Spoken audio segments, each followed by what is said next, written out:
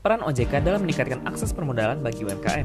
Otoritas Jasa Keuangan akan menerbitkan peraturan OJK tentang ketentuan kehati-hatian dalam rangka stimulus perekonomian nasional sebagai kebijakan countercyclical dampak penyebaran virus corona.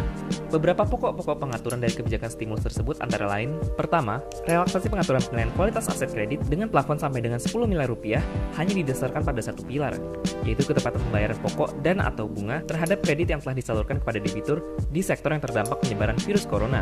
Kedua, relaksasi pengaturan restrukturisasi kredit yang disalurkan kepada debitur di sektor yang terdampak penyebaran virus corona. Ketiga, relaksasi pengaturan ini akan diberlakukan sampai dengan 1 tahun setelah ditetapkan, namun dapat diperpanjang bila diperlukan. Kebijakan OJK tersebut sejatinya sejalan dengan arah program pemerintah untuk menggerakkan UMKM di tengah masyarakat. Program pemerintah itu antara lain kredit usaha rakyat, bantuan modal yang diberikan kepada koperasi, hingga subsidi pemerintah bagi bunga dari permodalan bagi UMKM. Di sisi lain, pemerintah juga menggeser prioritas anggaran ke sektor produktif. Pemerintah melakukan itu dalam rangka memberi akses kemudahan kepada usaha kecil untuk mendapat kredit usaha.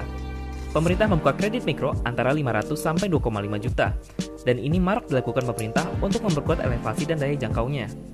Akan tetapi, jumlah penerima KUR saat ini hanya berkisar di angka 12 juta.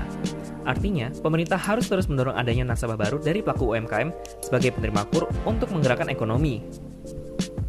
Melalui peraturan OJK untuk menghadapi ancaman virus corona terhadap perekonomian, sektor perbankan diharapkan dapat siap dan segera menerapkan berbagai pelonggaran akses modal tersebut. Penyaluran kredit melalui clustering dan digital akan fokus untuk mendorong UMKM dan berdampak kepada sektor real sebagai kemudahan usaha. Stimulus ekonomi tersebut diharapkan dapat mengurangi efek kerugian dari wabah virus corona di Indonesia.